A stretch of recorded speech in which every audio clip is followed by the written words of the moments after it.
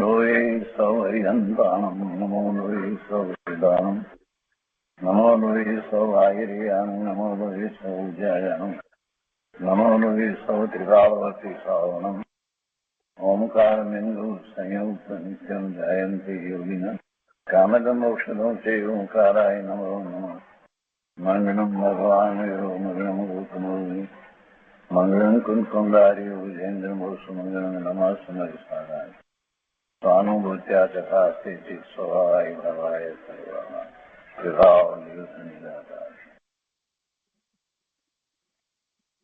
ભગવાન શ્રી ઉમા સ્વામીજી આચાર્ય વિરચિત મોક્ષ શાસ્ત્ર અર્થાત તત્વાર્થ સૂત્ર અને પૂજ્યપાદ સ્વામી રચિત તત્વાર્થ સૂત્રની ટીકા સર્વાર્થ સિદ્ધિ તથા રામજીભાઈએ બીજી ટીકાઓનું જે સંકલન કર્યું છે તે સહિત આપણે તત્વાર્થ સૂત્રનો સ્વાધ્યાય કરી રહ્યા છીએ. તત્વાર્થ સૂત્રના સ્વાધ્યાયમાં પહેલા અધિકારના 20મા સૂત્ર સુધી આપણે સ્વાધ્યાય પૂરો કર્યો છે. હવે આજે આગળ 21મું સૂત્ર લઈએ છીએ. જ્ઞાનના ભેદની અપેક્ષાએ વાત લીધી ત્યારે એમ કહ્યું અવધિ જ્ઞાન, ત્યારે મતિ જ્ઞાનની વાત કરવામાં આવી ત્યારે મતિનો વિસ્તાર કર્યો, અવગ્ર ઈયાવાય ધારણા સહિત સૂત્ર જ્ઞાનની વાત લીધી, એનો વિસ્તાર થયો. અને હવે અવધિ જ્ઞાન, મતિ જ્ઞાન, શ્રુત જ્ઞાન, અવધિ જ્ઞાન, મનોપર્ય જ્ઞાન અને કેવળ જ્ઞાન, એ ઉઘાડ અપેક્ષાએ 5 ભેદ કહેવામાં આવ્યા છે. એમાં હવે આ અવધિ જ્ઞાન એ ત્રીજો ભેદ. તો 21મા સૂત્રમાં અવધિ જ્ઞાનનું વર્ણન કરે છે. ભવ પ્રત્યયો અવધિ દેવ નારકાણામ. અર્થમાં કહે છે કે ભવ પ્રત્યયો એટલે ભવ પ્રત્યય નામનું અવધિ જ્ઞાન દેવ નારકાણામ એટલે દેવ અને નારકીઓને હોય છે. ભવ પ્રત્યય નામનું અવધિ જ્ઞાન દેવ અને નારકીઓને હોય છે. આપણે તો અવધિ જ્ઞાન કહેતા આવ્યા છે અને અહીંયા તો આચાર્ય ભગવાને સૂત્રમાં તો એમ કહ્યું કે ભવ પ્રત્યય નામનું અવધિ જ્ઞાન દેવ અને નારકીઓને હોય છે. એટલે એ દ્વારા સમજાવવું છે કે જે દેવ અને નારકીને એ ભવને કારણે એટલે એ ભવમાં જાય ત્યારે હોય છે એટલે એને ભવ પ્રત્યય કહેવામાં આવે. અવધિ જ્ઞાન તો અવધિ જ્ઞાન જ છે. અવધિ જ્ઞાન એ જ્ઞાનનો ઉઘાડ છે અને એ અવધિ જ્ઞાનમાં રૂપી પદાર્થોનું જ્ઞાન ક્ષેત્ર કાળની સીમા સહિત જે થાય છે તે થાય છે. અને એ દેવને અને નારકીઓને તો હોય જ છે. એટલે એ ભવમાં જાય એટલે હોય જ. એટલે એને ભવ અપેક્ષાએ એ હોય જ, બધાને હોય, બધા નારકીને હોય, બધા દેવને હોય. એટલે માટે ભવ પ્રત્યય કહેવામાં આવ્યું. એટલે અવધિ જ્ઞાન અને જ્યારે ભવ પ્રત્યય અવધિ જ્ઞાન કહ્યું એટલે એ દેવ અને નારકીઓના અવધિ જ્ઞાનની વાત છે. એટલે એના ઉપરથી આપણને બીજો પણ વિચાર થાય કે એ સિવાય પણ બીજું અવધિ જ્ઞાન જે મુનિઓ પ્રગટ કરતા હશે એ પણ હોવું જોઈએ. એટલે એક અર્થનો જરાક શાંતિથી વિચાર કરીએ ત્યારે આપણને ખ્યાલ આવે છે કે અવધિ જ્ઞાનનું સ્વરૂપ કેવું હશે. તો હવે અવધિ જ્ઞાન વિશે ટીકામાં વિસ્તારમાં કહે છે કે અવધિ જ્ઞાનના 2 ભેદ છે. પહેલું ભવ પ્રત્યય અને બીજું ગુણ પ્રત્યય. ભવ પ્રત્યય જે અવધિ જ્ઞાન દેવ અને નારકીઓને હોય છે. બીજું ગુણ પ્રત્યય. હવે એમાં સમજાવે છે કે કારણ અને નિમિત્ત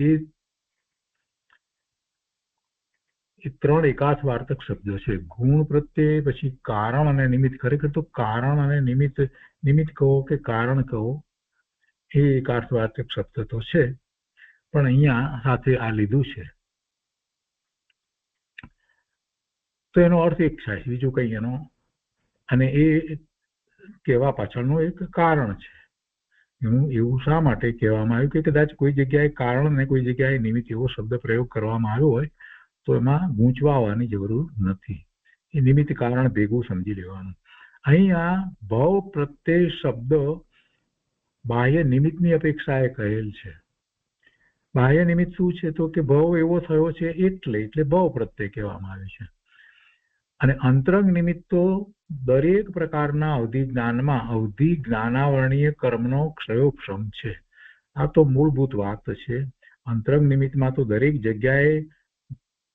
જગ્યાએ જ્ઞાનાવરણીય કર્મની પ્રકૃતિ, અહીંયા અવધિ જ્ઞાનની વાત છે તો અવધિ જ્ઞાનાવરણીય કર્મની પ્રકૃતિ, પાંચે પ્રકારના જ્ઞાનની સામે એવા જ્ઞાનાવરણીય કર્મની પ્રકૃતિ જે છે એના ઉદયો હોય છે તો એ કાંઈક ઓછા થાય એટલે એવો ક્ષયોક્ષમ હોય ત્યારે અવધિ જ્ઞાન થાય. તો પછી આ ભાવ પ્રત્યયમાં શું થતું હશે? ભાવ પ્રત્યયમાં નારકી અને દેવને તો હા એમ જ હોય, એ તો હોય જ.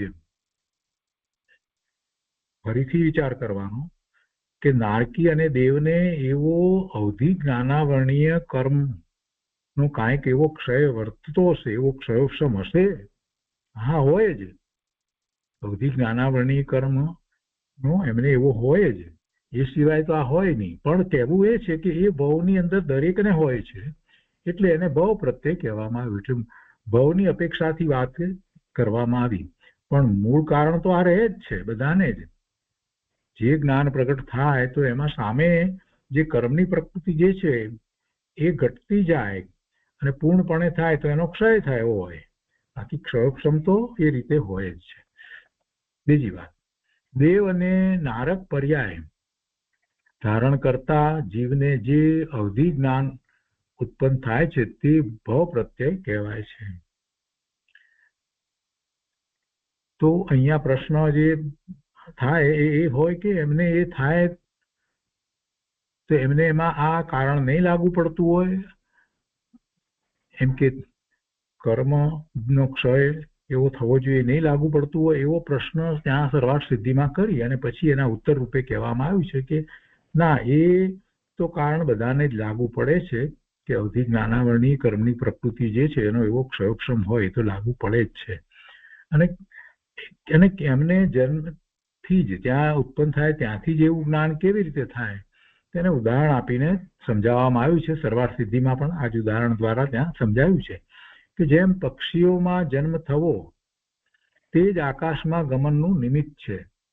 એમાં કઈ એ લોકો એવું શિક્ષણ પ્રાપ્ત કરે છે, શિક્ષા કે જપ કે તપ આદિ એના દ્વારા કઈ પક્ષીઓ આકાશમાં ઉડી શકે છે? એમ નથી. પક્ષીનો જન્મ થયો તો એ પક્ષીને એ જે પક્ષીઓમાં પણ પાછી જુદી જુદી જાત એ બધાની કેપેસિટી જુદી જુદી, ઉડવાની, ઉડીને કેટલા માઇલ સુધી જાય એ બધું જુદું, પણ છતાં એમને એ હોય છે. એટલે પક્ષીઓમાં જન્મ થવો તે જ આકાશમાં ગમન ઉડવાનું નિમિત્ત છે. એમાં કોઈ શિક્ષા, જપ, તપ આદિ એ કઈ નિમિત્ત નથી. એ કઈ શિક્ષણ લેવા જતા નથી ઉડવા માટે. તેવી જ રીતે નારકી અને દેવના પર્યાયમાં, તો પર્યાય છે ને, ગતિ, ચાર ગતિમાં એ નારકી ને દેવ એ ગતિ છે એટલે એવી પર્યાય, એ પર્યાયમાં ઉત્પત્તિ માત્રથી અવધિ જ્ઞાન પ્રાપ્ત થાય છે. હવે એક વાત બીજી સાથે લીધી છે કે અહીં સમ્યક જ્ઞાનનો વિષય છે તો પણ અહીં સમ્યક કે મિથ્યાના ભેદ વગર સામાન્ય અવધિ જ્ઞાનને માટે ભાવ પ્રત્યય શબ્દ વાપર્યો છે. આટલી અહીંયા વાત લીધી છે. જ્યાં સર્વાર્થ સિદ્ધિની અંદર વધારે વાત લીધી છે, સ્પષ્ટ કર્યું છે ત્યાં કે આ તો વાત બરાબર છે, અહીંયા સામાન્ય વાત ચાલે છે, પણ છતાંય અહીંયા સમ્યક જ્ઞાનનો વિષય છે એટલે જ્યારે મિથ્યા દ્રષ્ટિ છે એને માટે અવધિ જ્ઞાનની વાત આવે તો એને કુઅવધિ અથવા વિભંગ જ્ઞાન કહેવામાં આવે છે. મિથ્યા દ્રષ્ટિને જે અવધિ જ્ઞાન હોય એ અવધિ જ્ઞાનને વિભંગ જ્ઞાન કહેવામાં આવે છે અથવા તો કુઅવધિ જ્ઞાન કહેવામાં આવે છે. એ સમ્યક નથી. હવે ત્રીજી વાત, ભાવ પ્રત્યે અવધિ જ્ઞાન દેવ, નારકી તથા તીર્થંકરોને છદ્મસ દશામાં, તીર્થંકરનો જીવ હોય અને છદ્મસ દશામાં છે જ્યાં સુધી એને તીર્થંકર પ્રકૃતિ પ્રગટ નથી થઈ એટલે તીર્થંકર થયા નથી ત્યાં હોય છે તો તે નિયમથી દેશ અવધિ હોય છે. આ હવે અવધિમાં પણ જે છે ભાવ પ્રત્યે અવધિ જ્ઞાન તો કહ્યું, પણ એ કેવું છે? એ દેશ અવધિ છે. તે નિયમથી દેશા અવધિ હોય છે. તે સમસ્ત પ્રદેશથી ઉત્પન્ન થાય છે. સમસ્ત પ્રદેશથી, આત્માના પ્રદેશથી જ ઉત્પન્ન થાય છે અને દેશ અવધિ છે. પૂરેપૂરું બધું જાણે એવું હોતું નથી. તે નિયમથી દેશાવધિ હોય છે અને તે સમસ્ત પ્રદેશથી ઉત્પન્ન થાય છે. કોને થાય છે? ભવ પ્રત્યે અવધિ જ્ઞાન જે છે દેવને, નારકીને અને તીર્થંકરનો જીવ જે છે છદ્મસ્ત અવસ્થામાં છે ત્યારે. એ પછી ચોથી વાત છે અહીંયા કે ગુણ પ્રત્યે બે ભાગ પહેલા પાડીને વાત કરવામાં આવી ને, ભવ પ્રત્યે અને ગુણ પ્રત્યે. એમ જયારે કહ્યું તો ભવ પ્રત્યે અને ગુણ પ્રત્યે. ગુણ પ્રત્યે એટલે એવા ગુણ એવા એના પ્રગટ થાય છે અને એ અવધિ જ્ઞાન થાય છે. પેલું તો ભવ છે એટલે થાય છે. તો ગુણ પ્રત્યે કોઈ ખાસ પર્યાય એટલે ખાસ ભવની અપેક્ષા ન રાખતા, એટલે ભવની એને અપેક્ષા નથી. દેવનો ભવ હોય, નારકીનો હોય, એની અપેક્ષા નથી કે મનુષ્યમાં એક તિર્યંચ હોય છદ્મસ દશામાં, એવી પણ કોઈ અપેક્ષા વિના એવું અવધિ જ્ઞાન હોય છે. તો કહે છે કે કોઈ ખાસ પર્યાય ભવની અપેક્ષા ન રાખતા જીવના પુરુષાર્થ વડે જે અવધિ જ્ઞાન ઉત્પન્ન થાય છે તે ગુણ પ્રત્યે અથવા તો ક્ષયોપશમ નિમિત્તક કહેવાય છે.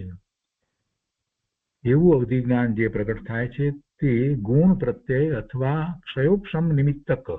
એવો ક્ષયોપશમ છે, જ્ઞાનનો એવો ક્ષયોપશમ છે એટલે અવધિ જ્ઞાન થાય છે. બીજી રીતે કહીએ તો આ એક પ્રકારની લબ્ધિ પ્રગટ થઈ છે, એવો પોતાનો પુરુષાર્થ છે એટલે એવી લબ્ધિ પ્રગટ થાય છે અને એ ગુણ પ્રત્યે કહેવામાં આવ્યું છે. એટલે જે સામાન્ય મનુષ્ય છે એને એવું જ્ઞાન થઈ શકે છે. એવો પુરુષાર્થ હોય છે સમ્યક દર્શન સહિતનો, તો એવું અવધિ જ્ઞાન પણ થાય છે. એક પ્રકારની લબ્ધિ છે. તો એ 21મા સૂત્ર વિશેનો વિચાર આપણે કર્યો.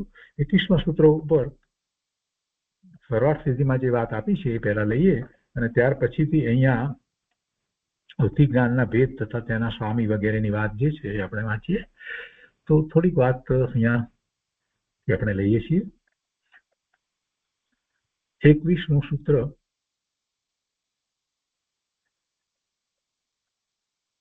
એનો ઉपोદઘાત ગઈ વખતે વાંચ્યો હતો, પણ ફરીથી વાંચીએ છીએ જેથી આપણને ખ્યાલ આવે કે 20મા પછી 21મું સૂત્ર જે લેવાયું છે એનો એની સાથેનો સંબંધ ખ્યાલમાં આવે. એમાં એમ કે છે કે પરોક્ષ પ્રમાણ કા વ્યાખ્યાન કિયા. બરાબર છે. શ્રુત જ્ઞાનની અંદર જે વાત કહેવામાં આવી એમાં પરોક્ષ પ્રમાણની વાત આવી. तो कहते परोक्ष प्रमाण का व्याख्यान किया. अब प्रत्यक्ष प्रमाण का व्याख्यान करना है. वह दो प्रकार का है. प्रत्यक्ष प्रमाण ની અંદર આ વાત લીધી છે કેમ કે અવધિ જ્ઞાન જે છે એ પ્રત્યક્ષ પ્રમાણ છે, પ્રત્યક્ષપણું છે. અવધિ જ્ઞાનમાં મનોપર્ય જ્ઞાનમાં પણ પ્રત્યક્ષપણું છે, કેવળ જ્ઞાનમાં પણ પ્રત્યક્ષપણું છે. तो परोक्ष प्रमाण का व्याख्यान किया. अब प्रत्यक्ष प्रमाण का व्याख्यान करना है. वह दो प्रकार का है, देश प्रत्यक्ष और सर्व प्रत्यक्ष. देश प्रत्यक्ष ओछું છે, પૂરેપૂરું નથી, અને સર્વ प्रत्यक्ष પૂરેપૂરું છે. देश प्रत्यक्ष अवधि ज्ञान और मनोपर्य ज्ञान के भेद से दो प्रकार का है और सर्व प्रत्यक्ष केवल ज्ञान है. ये આપણે બરાબર જાણીએ છીએ કે આ ત્રણ જ્ઞાનમાં પ્રત્યક્ષપણું કહેવાયું છે, પરંતુ જે અવધિ જ્ઞાન જે છે એ અને મનોપર્ય જ્ઞાન એ દેશ પ્રત્યક્ષ છે, કેવળ જ્ઞાન છે એ સર્વ પ્રત્યક્ષ છે. એટલે બીજી રીતે પણ વિચાર કરવા જઈએ, જ્યારે અવધિ જ્ઞાનનો અત્યારે આપણે વિચાર કર્યો ભવને કારણે જે થાય છે, તો એમાં એને કાંઈ પુરુષાર્થ તો કર્યો નથી. એ તિર્યંની ગતિ નથી, મનુષ્યની ગતિ નથી, અને એને નારકીની ગતિ થઈ છે. અને હવે નારકીની ગતિ થઈ છે અને એને પાછું એવું અવધિ જ્ઞાન છે, ભવ પ્રત્યે અવધિ જ્ઞાન છે. આપણને જરાક વિચાર થઈ જાય કે જે નરકની ગતિમાં ગયો હોય અને એમાં એવું કંઈ કહ્યું નથી કે અહીંયાથી કંઈક એવું કંઈક કરીને ગયો હોય અને નારકી તરીકે ઉત્પન્ન થયો હોય તો જ થાય, એવું પણ કંઈ કહ્યું નથી. માત્ર એટલી જ વાત લીધી કે નારકીને હોય છે. તો કોઈને એમનો પ્રશ્ન થાય કે એવું તેણે શું કર્યું? ઉલટો નારકી થયો એટલે કાંઈક પાપ કરીને ગયો હશે, ત્યારે નરકમાં ગયો હશે ને, છતાંય એને એવું અવધિ જ્ઞાન થાય છે. એ કઈ સમ્યક અવધિ જ્ઞાન નથી, કુવો અવધિ છે છતાં પણ છે તો અવધિ ને. અને દેવ થયો છે તો પુણ્યના ઉદય એવા છે એટલે ત્યાં છે. બંનેમાં સમાનતા શું છે? એક બીજી રીતે વિચાર કરીએ તો દેવ અને નારકી છે એને જે શરીર મળે છે એ વિક્રિય શરીર હોય છે. શરીર વિક્રિય શરીર હોય છે અને બંનેને આવું ભાવ પ્રત્યે અવધિ જ્ઞાન હોય છે. સમ્યક તો ન હોય પણ અવધિ જ્ઞાન આવું હોય છે. તો એ અવધિ જ્ઞાનનું કેટલું મહત્વ આપણને એમ થાય કે એમાં શું મહત્વ, પણ કોઈક જીવને એવું અવધિ જ્ઞાન જે છે એના પછીથી એ કંઈક એવા ચિંતન વગેરે કરી અને સમ્યક્ત્વ પણ પ્રગટ કરે, એટલે એ એક કારણ કહેવામાં આવ્યું છે. અહીંયા આગળ કહે છે કે દેશ પ્રત્યક્ષ और સર્વ પ્રત્યક્ષ એવા બે પ્રકારના જ્ઞાન કેવા અવધિ જ્ઞાન કયા? એમાં દેશ પ્રત્યક્ષ અવધિ જ્ઞાન और देश प्रत्यक्ष अवधि ज्ञान और मनोपर्य ज्ञान भेद से दो प्रकार का है. જ્યારે પ્રત્યક્ષ પ્રમાણની વાત કરી તો દેશ પ્રત્યક્ષ સર્વ પ્રત્યક્ષ કેવડી પરમાત્માને છે, તીર્થંકર ભગવાનને છે, હરિયન પરમાત્માને છે, અને દેશ પ્રત્યક્ષ એ અવધિ જ્ઞાન અને મનોપર્ય જ્ઞાન છે. અને એમાં અત્યારે દેશ પ્રત્યક્ષમાં અવધિ જ્ઞાનનો વિષય આપણે આગળ લઈએ છીએ. तो आगे कहते कि सर्व प्रत्यक्ष केवल ज्ञान है. यदि ऐसा है तो 3 प्रकार के प्रत्यक्ष के आदि में कहे गए अवधि ज्ञान का व्याख्यान करना चाहिए. इसलिए कहते हैं कि अवधि ज्ञान 2 प्रकार का है. એટલે હવે એનું પહેલા તો સમજવું જોઈએ તો ભાવ પ્રત્યય और क्षयोपशम निमित्तक, उनमें से सर्वप्रथम भाव प्रत्यय अवधि ज्ञान का अगले सूत्र द्वारा कथन करते हैं. અને પછી 21મું સૂત્ર કહ્યું ભાવ પ્રત્યક્ષનું. હવે અહીંયા જે બે ભેદ પાડ્યા એમાં એમ કહ્યું કે અવધિ જ્ઞાન 2 પ્રકાર का भाव प्रत्यक्ष और क्षयोपशम निमित्तक. તો શું ભાવ પ્રત્યયની અંદર ક્ષયોપશમ નથી? ના, એમ કહેવાનો આશય નથી. ભાવ પ્રત્યક્ષની અંદર પણ એવો ક્ષયોપશમ તો છે જ, પણ એ દરેક ભાવમાં એને હોય જ છે. એ ભાવમાં રહેલા દરેક જીવને હોય જ છે, એટલે એને ભાવ પ્રત્યક્ષ કહેવામાં આવ્યું છે. એનો અર્થ એવો નથી થતો કે એમને એવો જ્ઞાનાવર્ણીય જન્મનો ક્ષયોપશમ, પણ એવો ક્ષયોપશમ સહિત જ ત્યાં જન્મ થાય છે, એમાં અર્થ સમજી લેવાનો. હવે અહીંયા વિશેષ બીજી વાત કરી છે 213માં બોલની અંદર કે ભાવ કા સ્વરૂપ કહેતે હૈ. શંકા કરે છે ભાવ પ્રત્યક્ષનું કયું કહે છે ને, તો ભાવ કિસે કહેતે હૈ? તો समाधान में कह कि आयु नाम कर्म के उदय का निमित्त पाकर जो जीव की पर्याय होती है उसे भाव कहते हैं. आयु नाम कर्म, आयुष्य नाम कर्म ना उदय ना निमित्ते जीवनी जे पर्याय थाय એને ભાવ કહેવામાં આવે છે. એ 4 પ્રકારે હોય છે. આગળ કહે છે કે પ્રત્યય કારણ और निमित्त ये एकार्थवाची नाम है. जो ત્યાં 3 શબ્દ હતા એમાં આ લેવાનું છે. प्रत्यय कारण और निमित्त ये एकार्थवाची नाम છે. ये 3 एकार्थवाची કહેવામાં આવ્યા છે. तो जिस अवधि ज्ञान के होने में भाव निमित्त है वह भाव प्रत्यय अवधि ज्ञान है और वह देव और नारकियों के जानना चाहिए. देव और नारकी में હોય છે. એમાં શંકા કરે છે कि यदि ऐसा है तो इनके अवधि ज्ञान के होने में ક્ષયોપશમ की નિમિત્તતા નહીં બનતી. તો એ વાતનું સમાધાન પહેલા આવી ગયું. ના, એમ નથી. એમને પણ એ નિમિત્ત તો છે જ. ક્ષયોપશમ જ્ઞાન એટલે કે કર્મ જે છે અવધિ જ્ઞાનાવરણી કર્મનો ક્ષયોપશમ એ નિમિત્ત તો છે જ. તો કે છે કે એમાં કોઈ દોષ નથી અહીંયા ભાવ પ્રત્યય કહેવાથી, क्योंकि भाव के आश्रय से क्षयोपशम की सिद्धि हो जाती है. એમને એવો ભાવ જ થયો છે એટલે એમાં એમને એવો ક્ષયોપશમ છે જ. એમને अवधि ज्ञानावरणी कर्मनो एवो क्षयोपशम ए भावमां होय ज छे, एनी साथे होय ज छे. बस आटली बात समझवानी. એટલે भाव का आलंबन लेकर क्षयोपशम हो जाता है ऐसा समझकर भाव प्रधान कारण है ऐसा उपदेश दिया जाता है. એટલે એને ભાવ જ એવો હોય છે કે એમાં એને જ્ઞાનમાં એ અવધિ જ્ઞાનાવરણી કર્મનો એવો ક્ષયોપશમ હોય છે નારકી અને દેવને. છતાં કર્મની પ્રકૃતિની અપેક્ષાએ જોવા જઈએ તો બંને પ્રકૃતિઓ જુદી છે. અહીંયા જરાક આપણે પોતે જાતે વિચાર કરવાનો કે પેલી જે છે કર્મની પ્રકૃતિ જે અવધિ જ્ઞાનાવરણી કર્મની પ્રકૃતિ જેનો એવો ક્ષયોક્ષમ થયો છે એ તો ઘાતી કર્મની પ્રકૃતિ છે. અને પેલી જે એનો ભાવ થયો, એનો જે ભાવ થયો, જે એમાં એ દેવ થયો કે નારકી થયો, એ તો અઘાતી કર્મની પ્રકૃતિને કારણે છે. એ તો અઘાતી કર્મની પ્રકૃતિ છે. અને એ તો વાત પહેલા જ ભાવમાં કહી દીધી ને. એ અઘાતી કર્મની પ્રકૃતિ છે. ગતિ થવી, આયુષ્ય એવું પ્રાપ્ત થવું, કોઈ પણ 4 ગતિની અંદર એ થવું, તો એ ગતિ નામ કર્મ છે. અને ગતિ નામ કર્મની પ્રકૃતિને કારણે એવી ગતિ થાય છે અને પછી એ પ્રમાણે એને અનુરૂપ સ્વરૂપ પ્રાપ્ત થાય છે. એટલે એ તો અઘાતી કર્મની પ્રકૃતિ છે. પણ જુઓ કેવો સંબંધ છે. જ્યારે આયુ નામ કર્મ ની પ્રકૃતિ જે છે એમાં 2 આયુ પ્રકારની પ્રકૃતિ, 4 પ્રકારની હોય નામકર્મની પ્રકૃતિ, આયુ નામકર્મની પ્રકૃતિ, 4 ગતિ કહીએ છીએ. એટલે તો એમાંથી આ 2 પ્રકારની ગતિ જે છે એની સાથે તો એને એ અવધિ જ્ઞાનાવરણી કર્મની પ્રકૃતિનો એવો ક્ષયોક્ષમ હોય છે. આ વિચાર ક્યારેય આપણે કર્યો છે? નથી કર્યો. આવો ક્ષયોક્ષમ હોય જ છે. આયુ નામ કર્મને કારણે ભવ થાય છે ને, એને કારણે આ ગતિ થઈ ને. 4 ગતિનું કારણ તો એ છે ને, એમાં એ વાત લેવામાં આવી. પણ સાથે જે ઘાતી કર્મની પ્રકૃતિ જે છે, 4 ઘાતી કર્મની પ્રકૃતિઓ, એમાંની અહીંયા જે પ્રકૃતિ લીધી છે તો એ જ્ઞાનાવરણી કર્મની પ્રકૃતિઓમાંથી આ અવધિ જ્ઞાનાવરણી કર્મની પ્રકૃતિ જે છે એને એવો ક્ષયોક્ષમ છે. એટલે એ બંને ગતિની અંદર એને એવું અવધિ જ્ઞાન થાય જ છે. પણ એનો અર્થ એવો નથી કે સમ્યક્ત્વ છે. એનો અર્થ એવો નથી, કેમ કે ઘાતી કર્મની પ્રકૃતિ જે છે તો સ્વભાવ ભાવનો ઘાત કરનારી જ છે. આપણે એ સમજીએ છીએ. એટલે એને કઈ જ્ઞાનનો એવો કે દર્શનનો એવો કોઈ સમ્યક્ત્વ જેવો ઉઘાડ થઈ ગયો છે એવી કોઈ વાત નથી. તો આ વાત આમાંથી સમજવાની હતી આપણે લીધી. એટલે અહીંયા જે કહ્યું કે ભાઈ ક્ષયોક્ષમની વાત તમે ન કરી, આ અવધિ જ્ઞાનાવરણી કર્મના ક્ષયોક્ષમની તમે વાત નથી, એ નિમિત્ત તમે ન લીધો તો ત્યાં નથી. તો કે છે ના, એમાં કોઈ દોષ નથી, એ પણ હોય છે સાથે, પણ મુખ્યતાથી વાત કરવી છે એટલે ભવની મુખ્યતાથી વાત કરી છે.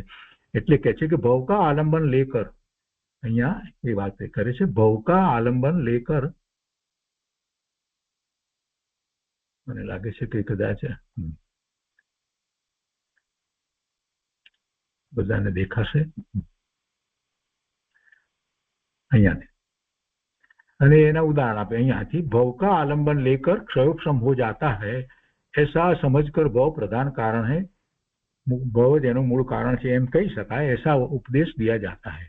અને જેવી રીતે પક્ષીઓને છે તે રીતે ઉદાહરણ લેવામાં આવ્યું છે અને કોઈ શિક્ષા વગેરે લેવાની જરૂર પડતી નથી ઉડવા માટેની. એવી રીતે નારકી અને દેવને આ રીતે હોય છે, અવધિ જ્ઞાન હોય છે. इसलिए उसे भव निमित्तक कहते हैं, इन्हें भव निमित्तक कहवामा आवे छे.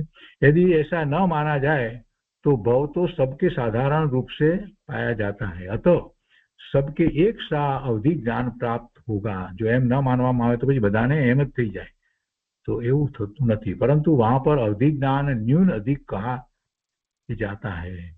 इससे ज्ञात होता है कि यद्यपि वहां पर अवधि ज्ञान होता तो क्षयोक्षम से ही है, पर वह क्षयोक्षम भव के निमित्त से प्राप्त होता है. એટલે ક્ષયોક્ષમ તો છે જ, પણ એ ભવના નિમિત્તથી એમને એવો ક્ષયોક્ષમ ત્યાં એ ભવમાં પ્રાપ્ત થયો છે. અતઃ ઉસે ભવ પ્રત્યે કહેતે હૈ. આ સ્પષ્ટતાઓની અંદર કેટલીક સૂક્ષ્મ વાતો લેવામાં આવી. એટલે એમાં દેવ નારકાણામ એટલે દેવ અને નારકીને હોય છે. ऐसा सामान्य वचन होने पर भी इससे सम्यक दृष्टियों का ही ग्रहण होता है, क्योंकि सूत्र में अवधि पद का ग्रहण किया है. तो मिथ्या दृष्टियों का वह विभंग ज्ञान कहलाता है. जो आ स्पष्टता एम आपी कि त्या सूत्रमा जे कह્યું છે એ અપેક્ષાથી વિચાર કરીએ તો એ તો સમ્યક દર્શનનો જ વિષય ચાલી રહ્યો છે અને મિથ્યા દ્રષ્ટિ છે તો એના જ્ઞાનને તો વિભંગ જ્ઞાન કહેવામાં આવે છે. એટલે જ્યારે આપણે એમ વાત કરીએ કે ત્યાં દેવ મિથ્યા દ્રષ્ટિ દેવને આ અવધિ જ્ઞાન થયું છે તો એને એમ જ સમજવાનું કે વિભંગ જ્ઞાન છે, એ આપણે સમજી લેવાનું જાતે. अवधि ज्ञान देव और नारकियों में निम्न अधिक किसके कितना पाया जाता है वह आगम से जान लेना चाहिए. હવે બીજી કેટલીક વાત અવધિ જ્ઞાન સંબંધીની છે અહીંયા વિશેષ અર્થની અંદર પંડિત ફૂલચંદજી શાસ્ત્રીએ કહી છે તે પણ આપણે સાથે વાંચનમાં લઈએ. એટલે આ વિષ્ણુ સૂત્ર પૂરું થાય છે. અવધિ જ્ઞાન મર્યાદિત જ્ઞાન है.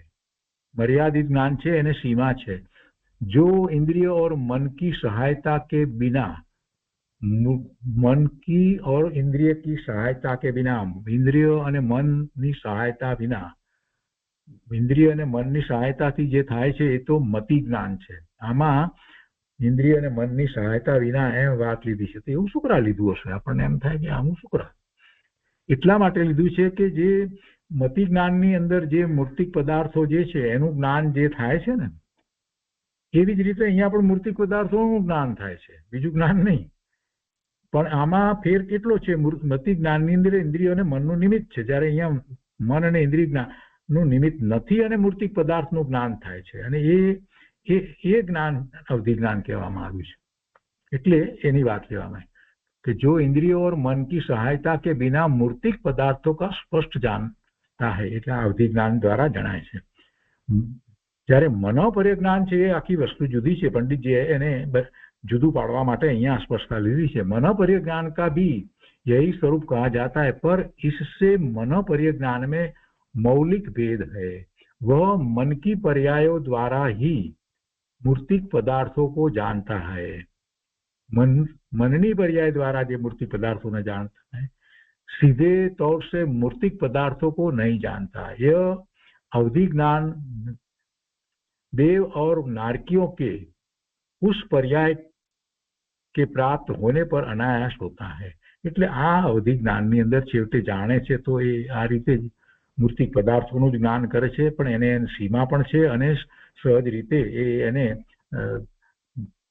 ભવ પ્રત્યય કહેવામાં આવ્યું છે. એક પ્રકારનું છે જે ભવમાં જ હોય છે, એટલે કે એ દેવના અને નારકીના ભવમાં આવે છે, ભવ પ્રત્યય છે. અને એ સિવાય બીજા પ્રકારનું અવધિ જ્ઞાન છે એ પછીની વાત આગળ વિસ્તારથી કરશે. तो इसके लिए उन्हें प्रयत्न विशेष नहीं करना पड़ता है. એમને કોઈ પ્રયત્ન કરવો પડતો નથી, જન્મથી જે ભવની સાથે હોય છે. तथा तिर्यन जो और मनुष्यों के सम्यक दर्शन आदि गुणों के निमित्त से होता है, એ બીજું એ બીજા પ્રકારનું જે અવધિ જ્ઞાન જે છે એ મનુષ્યને પણ થાય, તિર્યંતને પણ થાય, જે પેલામાં નહોતું થતું ભવ પ્રત્યયમાં. તો એ सम्यक दर्शन आदि गुणों के निमित्त से होता है, એટલે ગુણ પ્રત્યય એને કહેવામાં આવ્યું છે. इससे इसके भव प्रत्यय और क्षयोक्षम निमित्तक ये दो भेद किए गए हैं. यहाँ भव प्रत्यय अवधि ज्ञान मुख्यतः देव और नारकियों के बतलाया है देवना, पर तीर्थंकर आदि के भी इस अवधि ज्ञान की प्राप्ति देखी जाती है. तीर्थंकर ने પણ આવું હોય છે, એટલે જ્યારે છદ્મસ્ત અવસ્થા છે ત્યારે એ આપણે વાંચનમાં લીધું.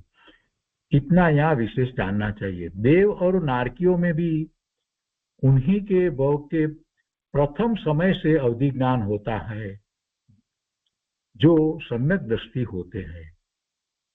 एक सरस बात અહીંયા લીધી.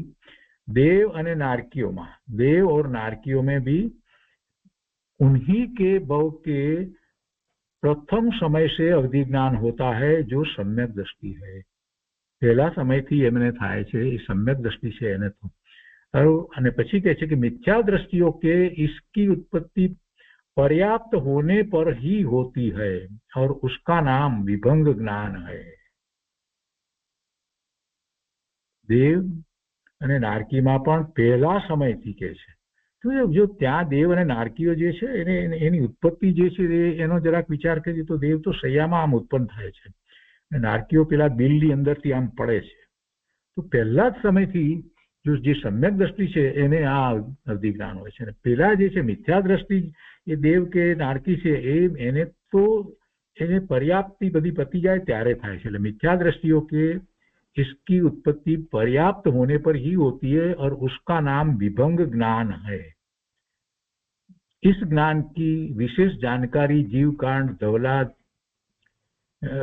वेदनाखंड आदि से करनी चाहिए. એની પછી વાત આવે છે. અને હવે આ રીતે અહીંયા 20મું સૂત્ર અહીંયા પૂરું થાય છે અને પછી અહીંયા આગળ 21મા સૂત્રનો ઉपोद्घात અહીંયા કરે છે. એ આપણે પહેલા લઈ લઈએ છીએ.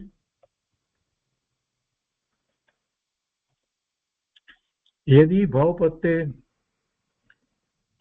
अवधि ज्ञान देव और नारकियों के होता है, तो क्षयोपशम हेतुक अवधि ज्ञान किसके होता है, आगे इसी बात को बतलाते हैं એમ કરી અને પછી એ 22મું સૂત્ર અહીંયા લેવામાં આવ્યું છે અને એ પછી આપણે વાંચનમાં લઈશું. આપણે અહીંયા ગુજરાતીમાંથી આગળ વાત લઈએ છીએ, જેને આપણે ગુણ પ્રત્યય કહેવામાં આવ્યું હતું તે. એટલે ગુણ પ્રત્યય કોઈ ખાસ પર્યાય ભોગની અપેક્ષા રાખતું નથી અને જીવના પુરુષાર્થ વડે એ અવધિ જ્ઞાન ઉત્પન્ન થાય છે અને તે ગુણ પ્રત્યય અથવા તો ક્ષયોપશમ નિમિત્તક કહેવાય છે. ક્ષયોપશમનું નિમિત્ત તો પેલામાં હોય છે, છતાં આને ક્ષયોપશમ નિમિત્તક કહેવાય છે. એ સરવાળ સિદ્ધિમાં પણ એ વાત એ રીતે લેવામાં આવ્યું અને બીજો શબ્દ એને ગુણ પ્રત્યય પણ બીજી ટીકાની અંદર લેવામાં આવ્યો છે. તો એ રીતે 21મું સૂત્ર પૂરું થાય છે અને હવે 22મું સૂત્ર અહીંયા શરૂ થાય છે. એમાં અવધિ જ્ઞાનમાં આગળ વાત કરે છે કે ક્ષયોપશમ નિમિત્તક અવધિ જ્ઞાનના ભેદ તથા તેના સ્વામી એટલે જેને પ્રાપ્ત થાય છે એ ક્ષયોપશમ નિમિત્તક. હવે જો ક્ષયોપશમની વાત તો કરી દીધી પહેલાય છે, છતાં અહીંયા એના દ્વારા સમજવું એ છે કે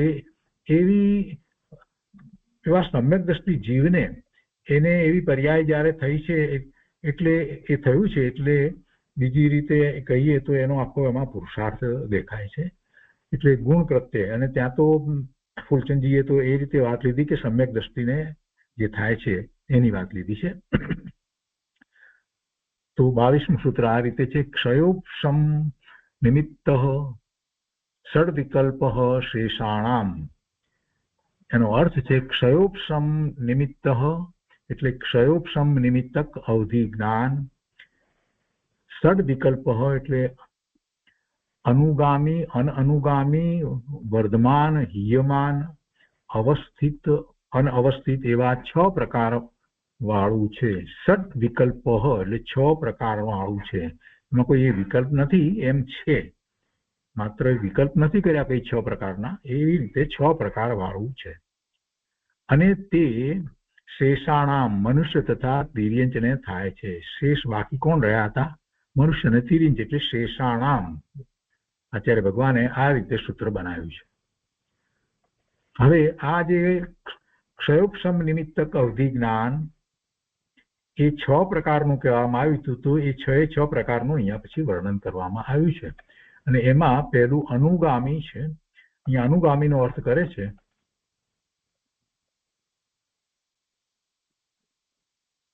જે અવધિ જ્ઞાન સૂર્યના પ્રકાશની માફક જીવને સાથે સાથે જાય તેને અનુગામી કહે છે. ઉદાહરણ આપ્યું, પ્રકાશનું ઉદાહરણ આપ્યું, સૂર્યના પ્રકાશનું ઉદાહરણ આપીને કહે છે તો જે અવધિ જ્ઞાન સૂર્યના પ્રકાશની માફક જીવની સાથે સાથે જાય તેને અનુગામી કહે છે. જે અનુસરે છે અનુગામી, એટલે એને અનુગામી કહેવામાં આવ્યું. જીવની સાથે જે જાય છે તેને અનુગામી. પછી અનઅનુગામી, જે અવધિ જ્ઞાન જીવની સાથે સાથે ન જાય તેને અનઅનુગામી કહે છે. વર્ધમાન, જે અવધિ જ્ઞાન વધે છે, વર્ધમાન એટલે જેમ શુક્લ પક્ષની અંદર ચંદ્રમાની કળા જે છે એ વધે છે, એકમ પછી બીજ, બીજ પછી ત્રીજ, ચોથ અને પૂર્ણિમાના દિવસે આખો પૂર્ણ ચંદ્રમા દેખાય છે તો પૂર્ણ થાય છે. તો એવી રીતે જે વધતું જે છે એ અવધિ જ્ઞાનને વર્ધમાન કહે છે. અનુગામી અને અનઅનુગામી. જે બીજો છે વર્ધમાન અને એની સામે બીજો વિરુદ્ધ શબ્દ છે હીયમાન, જે ઘટે છે. જે અવધિ જ્ઞાન કૃષ્ણ પક્ષના ચંદ્રની કળાની માફક ઘટતું રહે તેને હીયમાન કહે છે. વર્ધમાન, હીયમાન. અનુગામી, અનઅનુગામી, વર્ધમાન, હીયમાન. એ પછી અવસ્થિત અને અનઅવસ્થિત એવા બે ભેદ કયા. જે અવધિ જ્ઞાન એક સરખું રહે, ન વધે ન ઘટે તેને અવસ્થિત કહે છે. અને અનઅવસ્થિત એટલે પાણીના તરંગોની માફક ઘટતું વધતું રહે, એક સરખું ન રહે તેને અનઅવસ્થિત કહેવામાં આવે છે. એટલે આવા 6 ભેદ કહેવામાં આવ્યા છે. ક્ષયોપશમ નિમિત્તક જે અવધિ જ્ઞાન જે છે એના આ ભેદ કહેવામાં આવે છે. હવે આગળ કહે છે, એનો વધારે વિસ્તાર લઈ અને સમજ આપે છે કે મનુષ્યને આ અવધિ જ્ઞાન થાય છે એમ કહ્યું છે, તો તેમાં તીર્થંકરો ન લેવા, બીજા મનુષ્યો સમજવા, અને તે પણ બહુ થોડા મનુષ્યોને થાય છે. આ અવધિ જ્ઞાનને ગુણ પ્રત્યે પણ કહેવામાં આવે છે. તે નાભીની ઉપર શંખ, પદ્મ, વજ્ર, સ્વસ્તિક, કલશ, માછલા આદિ શુભ ચિહ્નો દ્વારા થાય છે. એટલે શુભ ચિહ્નો તો હોય છે, કહેવાનો આશય એવું હોય છે, એમાંના કાંઈક ચિહ્ન હોય, એના દ્વારા થાય છે. એ નિમિત્તનું કારણ કહેવાય, એ નિમિત્તનું કથન કહેવાય.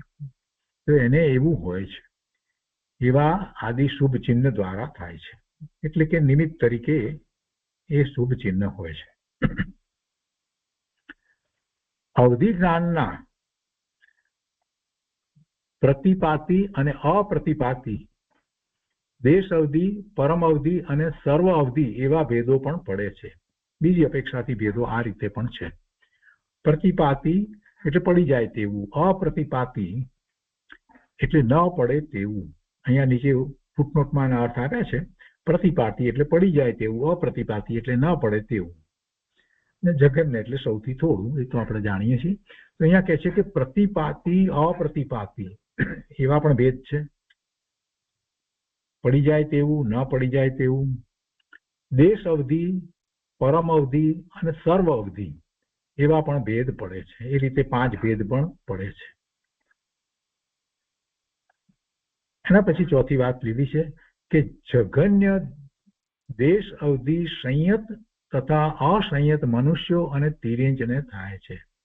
જગન્ય ઓછામાં ઓછું, દેશ અવધિ સંયત એટલે જે સંયમમાં છે તે, તથા અસંયત જેને સંયમ નથી તેવા મનુષ્યોને અને તિર્યંજને થાય છે.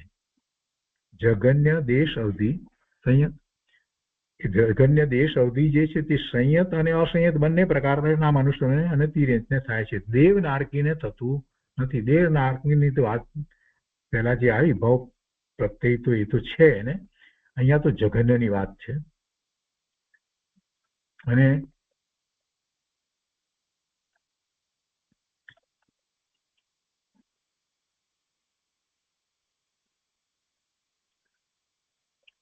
અહીંયા તો જગન્ય દેશ અવધિ સંયત તથા અસંયત મનુષ્ય અને તિર્યંજને થાય છે. દેવ નારકીને થતું નથી.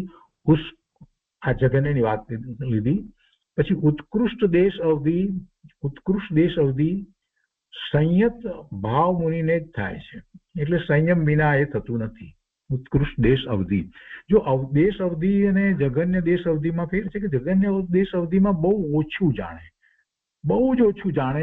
રૂપી પદાર્થોનું જ્ઞાન થાય, અવધિ જ્ઞાન થાય તો એને જાણે, બહુ બહુ ઓછા પ્રમાણમાં જાણે. મૂર્તિક પદાર્થોનું જ્ઞાન થાય પણ તો એને સીમા અપેક્ષાએ, ક્ષેત્ર અપેક્ષાએ, સ્પષ્ટતા અપેક્ષાએ પણ બહુ ઓછું હોય. ઉત્કૃષ્ટ જે એમાં એ વધારે જાણે થાય તો રૂપી પદાર્થોનું જ જ્ઞાન થાય એને, અને એમાં મન કે ઇન્દ્રિય વિના જ થાય. પણ એ વધારે જાણે, વધારે સ્પષ્ટ જાણે, વધારે થોડા દૂર સુધી જાણે. છતાંય સીમા તો હોય, સીમા રહિત નહીં. કઈ મુનિ છે એટલે કઈ સીમા રહિત જાણે એમ નહીં. કેમ કે અવધિ જ્ઞાનનો અર્થ જ છે કે એને સીમા તો હોય છે.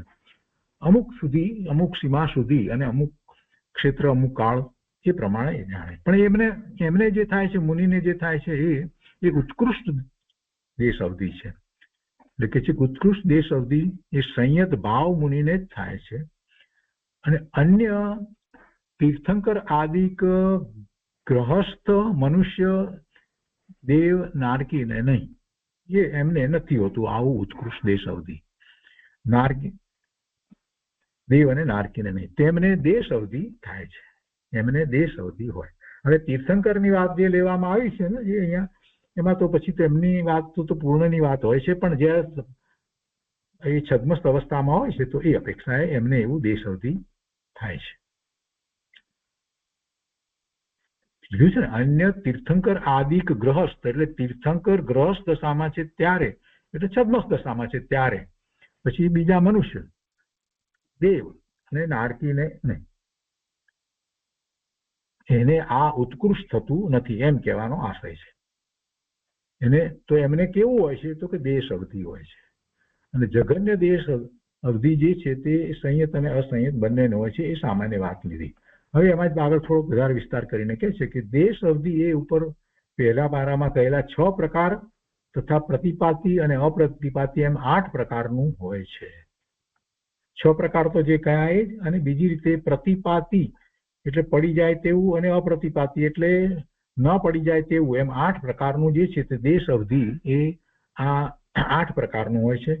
હવે પરમ અવધિ જે કહેવામાં આવ્યું એ અનુગામી અને અનુગામી, વર્ધમાન, અવસ્થિત, અનવસ્થિત અને અપ્રતિપાતી હોય છે. એ 6 પ્રકાર હોય છે. પરમ અવધિ એ અનુગામી એટલે જીવની સાથે જાય તેવું, ફરીથી 6 શબ્દોના અર્થ યાદ રાખી લેવા જેવા છે. અનુગામી એ જે અવધિ જ્ઞાન જે જીવની સાથે જાય છે તે અનુગામી, જીવની સાથે નથી જતું તેને અનનુગામી કહ્યું. વર્ધમાન એટલે વધતું રહે છે તે, હીયમાન એટલે ઘટતું જાય છે તે, અવસ્થિત એટલે એ એક સરખું રહે છે તે, અને અનવસ્થિત એટલે ઓછું વધતું ઘટતું થાય છે તે. તો આ 6 પ્રકારનું જે છે એ પરમ અવધિની અંદર એમાં એમણે એક વાત લીધી છે કે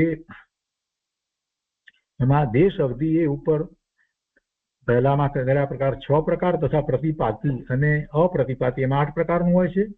જ્યારે પરમ અવધિ છે તે પરમ અવધિ આ 6 પ્રકારનું હોય છે. બસ આ ફેર છે, દેશ અવધિ અને પરમ અવધિની રીતે ફેર લીધો છે. હવે 6થા બોલમાં કહે છે કે અવધિ જ્ઞાન રૂપી પૂતગલ જ્ઞાન તથા તે પૂતગલના શબ્દવાળા સંસારી જીવના વિકારી ભાવને પ્રત્યક્ષ જાણે છે. અવધિ જ્ઞાન રૂપી પૂતગળ, અહીંયા રૂપી છે ને, અહીંયા લેવું જોઈએ. અવધિ જ્ઞાન રૂપી પૂતગળ તથા તે પૂતગળના સંબંધવાળા સંસારી જીવના વિકારી ભાવને પ્રત્યક્ષ જાણે છે. હવે આ વાત જે છે એમાં કોઈ અપેક્ષાએ આ વાત લેવામાં આવી છે. મૂળ રૂપી પદાર્થની વાત તો આવે જ, છેવટે જાણે તો એ જ. અવધિ જ્ઞાન રૂપી પૂતગળ જેનું મૂર્તિકપણું છે જે કહેવામાં આવ્યું છે તે, તથા તે પૂતગળના સંબંધવાળા સંસારી જીવને પ્રત્યક્ષ જાણે છે. ખરેખર તેમ છે તો અહીંયા કાંસમાં મૂક્યું છે, ના વિકારી ભાવ એ કાંસમાં મૂક્યું છે. એટલે એ જે જાણે છે એનું જાણવું તો ખરેખર જોવા જઈએ તો એ રૂપી પદાર્થનું જોઈએ. બીજા જીવને જાણે તો એને એની શરીર વગેરે જે છે એ બધું તો રૂપી છે, એ બધું તો રૂપી છે. પૂતગળ મૂર્તિકપણું છે, પૂતગળનો સ્કંદ છે, એટલે એને જાણે. દ્રવ્ય અપેક્ષાએ જગન્ય અવધિ જ્ઞાનનો વિષય એક જીવના ઔદારિક શરીર સંચયના લોકાકાશ પ્રદેશ પ્રમાણે ખંડ કરતા તેના એક ખંડ સુધીનું જ્ઞાન હોય છે. કેટલું જ્ઞાન હોય એની અહીંયા થોડીક વાત લેવામાં આવી છે. દ્રવ્ય અપેક્ષાએ જગન્ય અવધિ જ્ઞાનનો વિષય એક જીવના ઔદારિક શરીર સંચયના લોકાકાશ પ્રદેશ પ્રમાણ ખંડ કરતા, લોકાકાશ પ્રદેશ પ્રમાણ ખંડ કરવામાં આવે. ઔદારિક શરીર, એક જીવ એને જે શરીર મળ્યું છે, ઔદારિક શરીર મળ્યું છે, એ ઔદારિક શરીર નારકીને દેવને નથી હોતું. ઔદારિક શરીર તિર્યંચ અને મનુષ્યને ઔદારિક શરીર હોય. તો એ એક શરીર, ઔદારિક શરીર ના લોકાકાશ પ્રદેશ પ્રમાણ ખંડ કરવામાં આવે ને એમાં એના એક ખંડ સુધીનું જ્ઞાન હોય. દ્રવ્ય અપેક્ષાએ જગન્ય અવધિ જ્ઞાનનો વિષય આટલો થઈ શકે છે.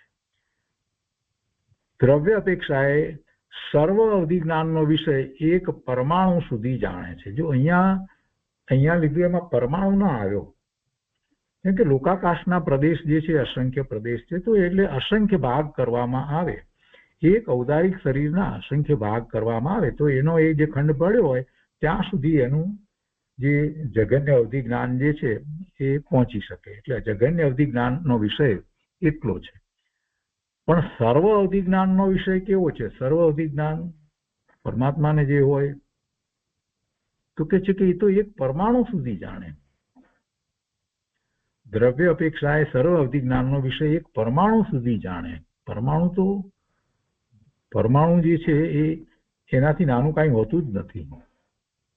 એટલે જ્યારે આપણે એક શરીરનો વિચાર કરીએ ને એના અસંખ્ય ખંડ કરીએ તો એ દરેક ખંડ જે છે એની અંદર પણ કેટલા પરમાણુ હશે? અસંખ્ય પરમાણુ હશે. એક ખંડની અંદર અસંખ્ય પરમાણુ હશે.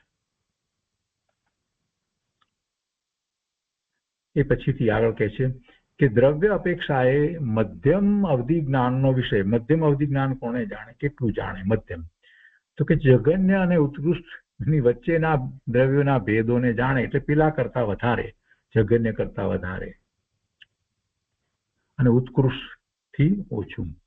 ક્ષેત્ર અપેક્ષાએ જગન્ય અવધિ જ્ઞાનનો વિષય ઉત્સિત અંગુલના એટલે 8 યવ મધ્યના અસંખ્યાતમાં ભાગ સુધીના ક્ષેત્રને જાણે. કેટલું ક્ષેત્ર? આ ક્ષેત્ર માટે અંગુલ નું માપ કરી અને કહેવામાં આવે છે. એમાં થોડાક પ્રશ્ન થાય કે અંગુલ એટલે કોનો અંગુલ સમજવાનો, આંગળી કોની સમજવાની? પણ એ રીતે શાસ્ત્રમાં વર્ણન એ રીતે છે. ઉત્સિત અંગુલના એટલે 8 યવ. યવ એટલે પેલા ઘઉંની સાથે જે યવ હોય છે ને તે યવ. તો 8 યવ મધ્યના અસંખ્યાતમાં ભાગ સુધીના ક્ષેત્રને જાણે છે. ક્ષેત્ર અપેક્ષાએ ઉત્કૃષ્ટ અવધિ જ્ઞાનનો વિષય અસંખ્યાત લોક પ્રમાણ સુધી ક્ષેત્રને જાણે છે. ક્ષેત્ર અપેક્ષાએ મધ્ય અવધિ જ્ઞાનનો વિષય જગન્ય અને ઉત્કૃષ્ટ વચ્ચેના ક્ષેત્ર ભેદોને જાણે છે.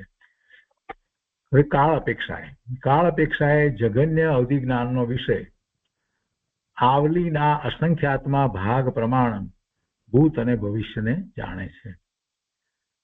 કાળ અપેક્ષાએ ઉત્કૃષ્ટ અવધિ જ્ઞાનનો વિષય અસંખ્યાત લોક પ્રમાણ અતીત અને અનાગત કાળને જાણે છે. કેટલી સંખ્યા? તો અસંખ્યાત લોક પ્રમાણ અતીત અને અનાગત કાળને જાણે છે. કાળ અપેક્ષાએ મધ્યમ અવધિ જ્ઞાનનો વિષય જગન્ય અને ઉત્કૃષ્ટ વચ્ચેના કાળ ભેદને જાણે છે. ભાવની અપેક્ષાએ અવધિ જ્ઞાનનો વિષય પહેલા દ્રવ્ય પ્રમાણ નિરૂપણ કરેલો દ્રવ્યોની શક્તિને જાણે છે. દ્રવ્યલા પુસ્તકે એનામાંથી વાત લીધી છે.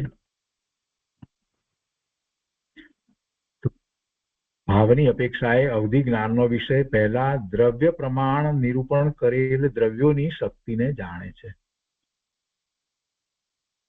એનો વિસ્તાર વધારે નથી. અહીંયા કહે છે કર્મનો ક્ષયોક્ષમ નિમિત્ત માત્ર છે એમ સમજવું, એટલે કે જીવ પોતાના પુરુષાર્થથી પોતાના જ્ઞાનનો વિશુદ્ધ અવધિ જ્ઞાન પર્યાય પ્રગટ કરે છે તેમાં પોતે જ કારણ છે. જો આ હવે પરમાર્થની વાત લેવામાં આવી છે, અધ્યાત્મની અપેક્ષાથી વાત લીધી છે. આવું અવધિ જ્ઞાન જેને થાય છે એને કેવી રીતે થાય છે? કર્મની અપેક્ષાએ તો બરાબર છે કે એને એવો અવધિ જ્ઞાનાવરણી કર્મનો એવો ક્ષયોક્ષમ થયો છે, પણ એનો એવો પુરુષાર્થ છે એ બતાવવું છે.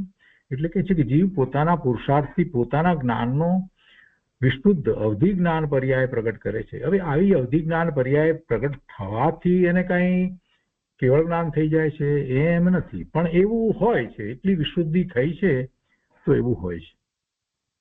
સાધક જીવને મોક્ષ માર્ગમાં જે પ્રવર્તન કરે છે અને એને એવો ઉત્કૃષ્ટ પુરુષાર્થ ઉપડ્યો છે, થયો છે, તો એમાં એને જ્ઞાનનો ઉઘાડ વધતો જાય છે, તેમાં અવધિ જ્ઞાન પણ થાય છે. એટલે કે જીવ પોતાના પુરુષાર્થથી પોતાના જ્ઞાનનો વિશુદ્ધ અવધિ જ્ઞાન પર્યાય પ્રગટ કરે છે, તેમાં પોતે જ કારણ છે. એ પોતે જ કારણ છે, પણ એને માટે એ પુરુષાર્થ નથી કરતો. સમજવાનું તો એ છે, એ કઈ અવધિ જ્ઞાન પ્રગટ કરવા માટે પુરુષાર્થ કરે છે એમ નથી. મુનિનો પુરુષાર્થ અવધિ જ્ઞાન પ્રગટ કરવા માટે છે એમ નથી. એમને અવધિ જ્ઞાન પ્રગટ કરીને કાંઈ બાહ્યમાં પદાર્થો, જે રૂપી પદાર્થો જે છે દૂર રહેલા એને જાણવા છે, પોતાથી દૂર રહ્યા છે, જે ઇન્દ્રિય દ્વારા દેખાતા કે સંભળાતા કે નથી, ખ્યાલમાં આવતા નથી, એવા દૂરના એ બધાને એમને જાણવા છે. એવું તો હોય નહીં. સમ્યક દ્રષ્ટિ જ્ઞાની ધર્મી જેને અવધિ જ્ઞાન એ પ્રગટ થાય છે, એ એના ગુણોની એવી પ્રગટતાને લીધે થાય છે. તો એ તો એક વચ્ચે આપણે જેને કહીએ કે બાય પ્રોડક્ટ જેવું છે. એ બાય પ્રોડક્ટ જેવું છે. એવો પુરુષાર્થ છે તો એમને થાય છે, અને બધાને થાય છે એવો પણ કોઈ નિયમ નથી. અને એ થાય છે માટે એમનો કોઈ મોક્ષ માર્ગમાં પુરુષાર્થ બહુ વિશેષ થઈ જાય અને એવું થયું છે એટલા માટે એ શ્રેણી ચડી જાય એવું કાંઈ છે જ નહીં. એવી કોઈ વાત નથી. પણ આ થાય છે, બધાને થાય છે એમ પણ નથી. સમજવાનું તો પરમાર્થ આ છે. જીવ પોતાના પુરુષાર્થથી પોતાના જ્ઞાનનો વિશુદ્ધ અવધિ જ્ઞાન પર્યાય પ્રગટ કરે છે, તેમાં પોતે જ કારણ છે, પોતે જ કારણ છે. એટલા માટે પોતે કારણ કહેવામાં આવ્યું છે. એટલે જે કર્મનું જે કારણ લેવામાં આવ્યું જે છે એને અહીંયા ગૌણ કરી દીધું છે. પોતાનો પુરુષાર્થ છે. જ્યારે આવો પુરુષાર્થ પ્રગટ થયો છે તો થાય છે. કેમ કે એનો પુરુષાર્થ જ્યારે સ્વરૂપના લક્ષ્ય એવો ઉત્કૃષ્ટ થઈ રહ્યો છે તો આપણે સમજીએ છીએ કે જ્ઞાનાવર્ણીય કર્મની 5 પ્રકારની પ્રકૃતિઓ જે છે એ બધી પ્રકૃતિઓમાં પણ કાંઈક ક્ષય થઈ રહ્યો છે. કાંઈ એવું નથી કે 12મા ગુણસ્થાન આવે ત્યારે જ એ બધું થાય. જ્ઞાનાવર્ણીય કર્મની પ્રકૃતિ એનો પૂરેપૂરો ક્ષય થઈ અને 13મા ગુણસ્થાને જાય એમ નથી. 12મા ગુણસ્થાન આવે ત્યાં સુધીમાં પણ કેટલો બધો જ્ઞાનાવર્ણીય અને દર્શનાવર્ણીય કર્મની પ્રકૃતિઓ જે છે એનો કેટલો બધો ક્ષય થઈ ચૂક્યો હોય છે. અને એટલે એ 12મા ગુણસ્થાને બીજું શુક્લ ધ્યાન પ્રગટ કરી અને એ બાકી રહેલી એ જે ઘાતી કર્મની પ્રકૃતિઓ, જેમાં જ્ઞાનાવર્ણી અને દર્શનાવર્ણની બાકી રહેલી કર્મની પ્રકૃતિઓ જે છે અને અંતરાયની પણ એ જ રીતે બાકી રહેલી પ્રકૃતિઓનો ક્ષય એ વખતે થાય છે. તો એ તો થાય છે, કરે છે કયા કરતા એ થાય છે, એ થાય છે. એનો પુરુષાર્થ તો આત્મામાં સ્થિરતાનો છે.